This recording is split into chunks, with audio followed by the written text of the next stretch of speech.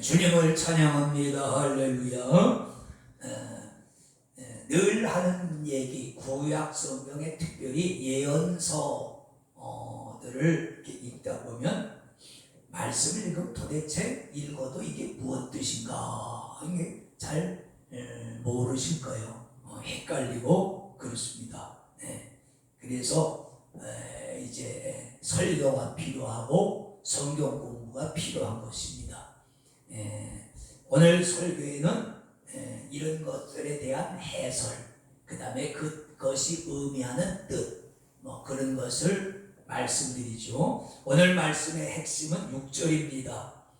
그가 내게 일러 가로되 여호와께서 스룹바벨에게 하신 말씀이 이러하니라. 만군의 여호와께서 말씀하시되 이는 힘으로 되지 아니하며 능으로 되지 아니하고 오직 나의 신으로 되느니라. 그 말씀이 오늘 말씀의 핵심이 되겠습니다. 자, 오늘 4장 1절로 14절까지 읽었는데 내용을 간추리면 이런 겁니다. 그 스가랴 선지자가 본 환상이죠. 환상의 내용인데 그 내용이 뭐냐면 첫째는 순금 등대를 보여주셨어요. 이 순금 등대가 뭐냐면 순금으로 만든 이렇게 한 기둥에 7가지가 나 있고 그 7가지 끝에 등잔 아시죠? 올리브, 감람 올리브유로 불을 켜는 그 등잔이 7개가 있습니다. 그래서 이걸 7등대라고 말씀합니다. 그죠? 이게 하나님의 성전 안에서는 한시라도 불이 꺼지면 안 돼요. 그래서 하나님의 성전 안은 이 7등대를 24시간 켜서 항상 그 성전 안이, 성소 안이 환하도록 그렇게 밝힙니다. 이게 뭐냐면 하나님은 빛이시다 라고 하는 걸 상징적으로 보여주는 것이고, 그 다음에 진리의 빛이 이렇게 항상 빛난다 라는 것을 상징하는 것입니다. 그래서 순금으로 만든 7등대를 보여주시고, 그 다음에 그 옆에 두 감람나무. 감람나무는 올리브입니다. 요즘 쉽게 보면 영어로 발음은 올리브나무 아시죠? 올리브 기름도 우리나라에 많이 수입돼서 팔리고 있는데 이 올리브나무 두 그루를 보여주시고, 그래서 스가랴가 이 7금등대와 두 감람나무가 무엇인지 궁금해서 물어보죠. 내 주여 이것이 무엇입니까? 그래서 천사가 이 7등대와 그 다음에 두 감람나무에 대해서 그 다음에 스룹바벨에 대해서 해설해주는 내용이 오늘 우리가 읽은 말씀이 되겠습니다. 자, 그러면 첫 번째 순금등대, 등잔은 무엇일까? 2절에 보면 그랬죠. 그가 내게 묻되 네가 무엇을 보느냐? 내가 대답하되 내가 보니 순금등대가 있는데, 그렇습니다. 그 꼭대기에 주발과, 그러니까 이제 이렇게 한 기둥이 딱 서 있고 그 꼭대기에 주발이 있다. 주발 아시죠? 그릇. 거기에 올리브 기름을 잔뜩 넣고 그것을 호스로 연결해서 각 7개의 등잔에 기름이 이렇게 자동으로 흘러 들어가게 만들어서 그 기름이 24시간 등잔불이 켜져 있게 만드는 것입니다. 근데 여기서 말씀하는 이 순금등대는 계시록에 가보면은 또 7촛대가 나오는데, 그죠? 구약 성경에서는 7등대로 나오고, 신약 성경에 넘어가면 이것이 7촛대로 바뀝니다. 불을 밝히는 것은 같습니다. 왜 7이냐면 개수가 7개가 있는 게 아니라 한 기둥에 가지가 7개가 있는 등잔이고 7개가 꽂혀져 있는 촛대를 말하는 거예요. 그래서 구약 성경에서는 7등잔, 신약 성경에는 7촛대. 그런데 계시록 1장 20절에 가보면은 그런 말씀을 해요. 7촛대는 7교회를 말한다. 그렇게 말씀해요. 그러니까 구약에서 말하는 7등대, 신약에서 말하는 7촛대는 이꼬로 하나님의 교회, 7교회를 말한다. 아까도 지난번에도 말했죠. 왜 일곱이냐? 일곱은 하나님의 완전수에 해당하는 것입니다. 그래서 하나님이 세우신 하나님의 교회는 완전하다. 그 안에 있는 사람들은 좀 부족할지라도 하나님이 세우신 그 교회 자체는 완전하다라는 그런 뜻이 되겠습니다. 그러면 이 교회의 관리자는 누구냐? 그 요한계시록도 1장 이제 13절에 가보면 일곱 촛대가 보이는데 그 일곱 촛대에 주님이 일곱 촛대 사이로 다니신다 그랬습니다. 예수님께서 부활하신 예수님께서 일곱 촛대 일곱 교회 사이에 계신다. 그러니까 주님이 일곱 교회 사이를 왔다 갔다 하시면서 그 일곱 촛대를 관리하시는 거예요. 그래서 교회의 머리, 신약성경에 사도 바울이 에베소 같은 데 보면 교회의 머리는 예수 그리스도시다 그렇게 교회는 예수의 몸이고 교회의 각 지체의 부분은 성도들이고 머리는 예수님이다. 신약성경에서는 하나님의 교회를 사람에다 비유를 했어요. 그래서 한 몸에 여러 지체가 있잖아요. 사지백제 오장육부라고 그러잖아요. 거기다 팔다리. 그러니까 한 몸에는 많은 지체가 있지만 그러나 결국 그 지체가 한 몸을 이루는 거잖아요. 그래서 한 몸에 여러 지체가 있듯이 교회는 하나지만 여러 성도가 있다. 여러 기능이 있고 여러 성도가 있다. 그렇다고 그들이 다 각각 따로 있는 것이 아니고 그것들은 결국 하나의 몸을 이루고 있다. 그래서 성도는 많지만 교회는 하나고 그 다 한 몸이고 그 다음에 한 몸의 머리는 예수 그리스도다. 우리 몸이 이 머리 뇌의 지시를 받잖아요. 온 몸이 뇌의 지시를 받아서 움직이듯이 교회는 머리 되시는 예수 그리스도의 명령을 따라서 그분의 지시를 따라서 움직이는 것이 교회고 그렇게 머리를 따라 움직이게 될 때 사람이 온전한 사람이 되듯이 여러분 머리 따로 몸 따로 놀면은 그건 장애가 발생한 거죠. 그렇잖아요. 머리 따로 몸 따로 지체장애자들이 그런 거 아니에요. 똑바로 걷고 싶어도 이게 몸이 말을 안 들으면 안 되잖아요. 머리 따로 몸 따로 놀면 장애가 되듯이 교회도 마찬가지.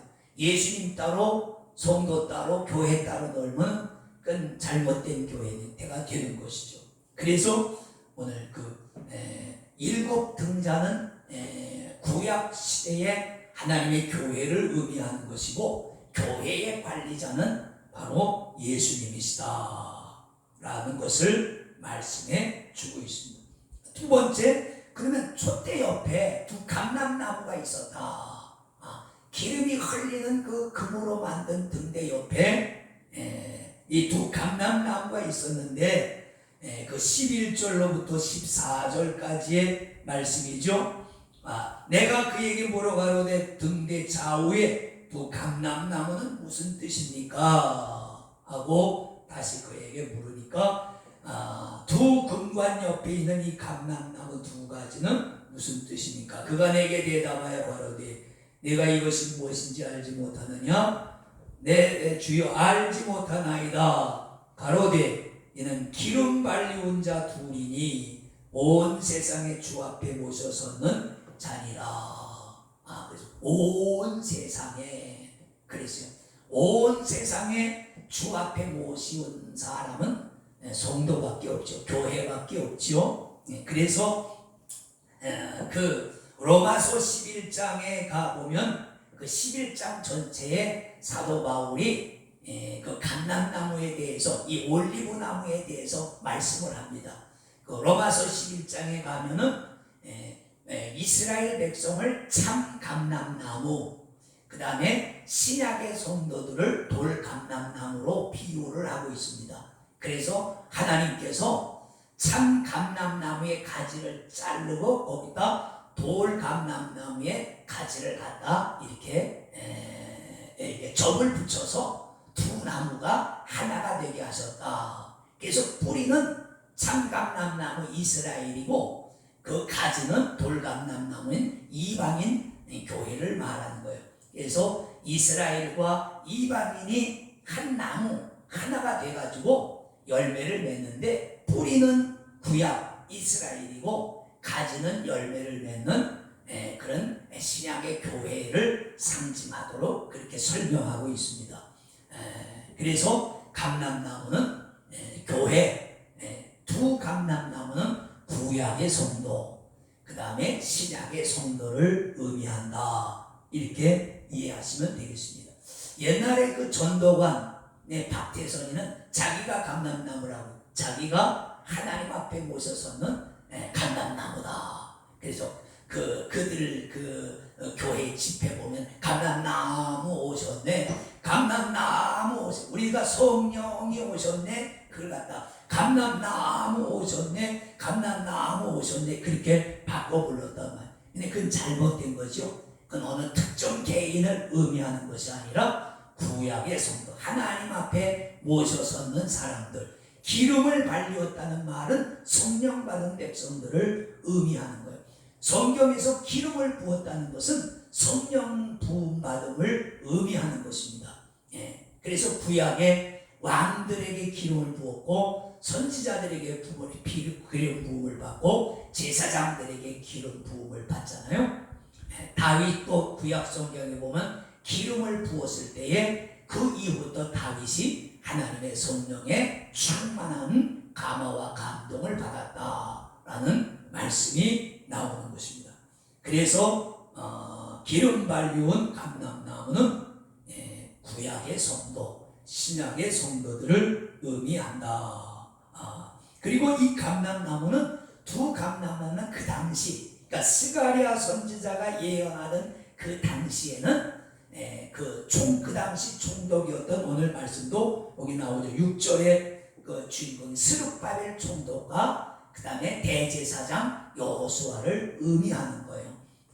그러니까 이들이 사실상 이스라엘의 영육간의 지도자잖아요. 총독은 정치적인 지도자, 대제사장은 영적 지도자잖아요. 그러니까 그 당시에서는 스룹바벨 총독과 대제사장 여호수아를 상징하는 것이고, 이것이 후대 영적으로는 구약의 성도, 신약의 성도를 의미하는 것이다. 예언은 항상 이중성이 있다고 그랬습니다. 그 당시의 상황을 말하기도 하지만 예언은 또 앞으로 이루어질 어떤 상황에 대해서도 말씀하는 것이다. 그래서 예언은 항상 이중성이 있다라는 것을 우리가 기억하셔야 될 줄로 아는 것입니다. 그래서 하나님께서 이 성전 건축의 책임만 맡고 있는 스룹바벨을 오늘 여기서 많이 격려해 주시는 것을 이제 알 수가 있습니다. 7절에 보면 그렇잖아요. 오늘 4장 7절, 큰 산아 네가 무엇이냐, 내가 스룹바벨 앞에서 평지가 되리라. 그가 머릿돌을 내어놓을 때에 무리가 외치기를 은총은총이 그에게 있을지어다 하리라 하셨고, 여호와의 말씀이 또 내게 임하여 가라사대 스룹바벨의 손이 이전의 지대를 기초를 놓았은즉 그 손이 또한 그것을 마치리라.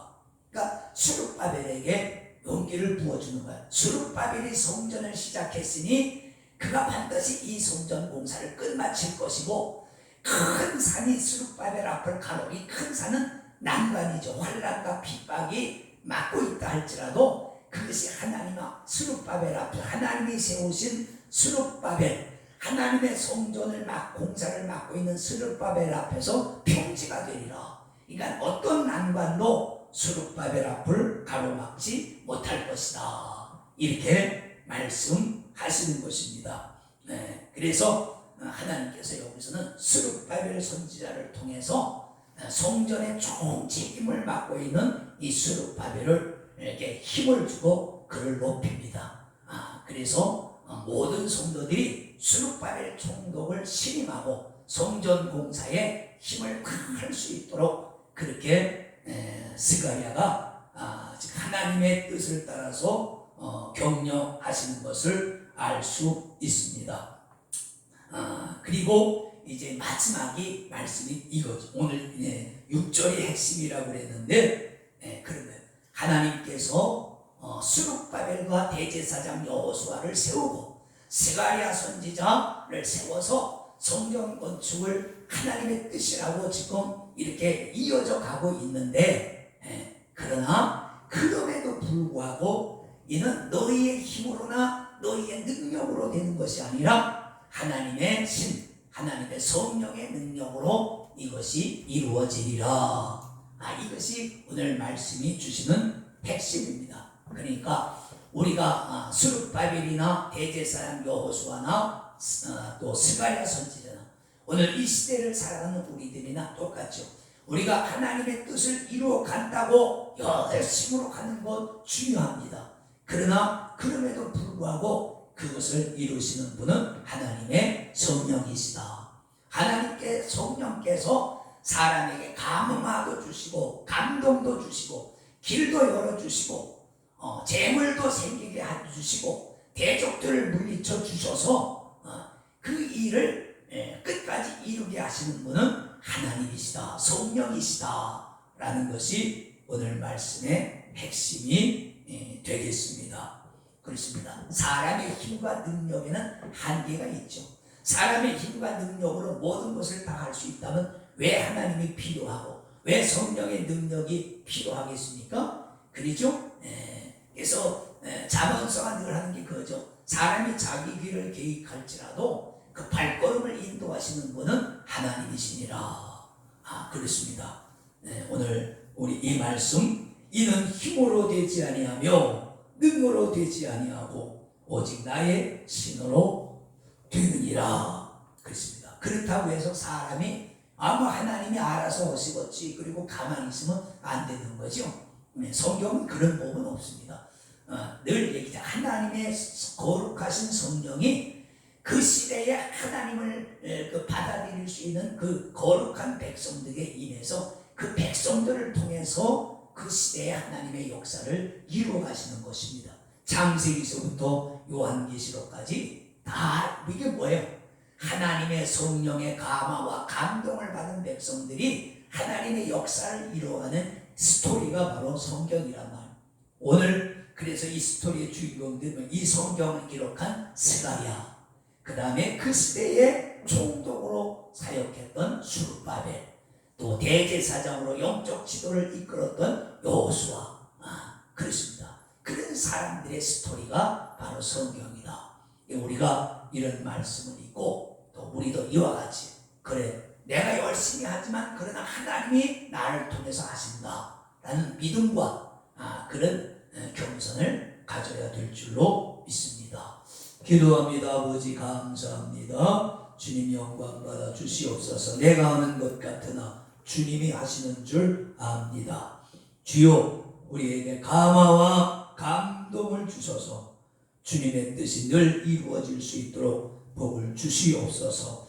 예수님의 이름으로 기도하옵나이다. 아멘.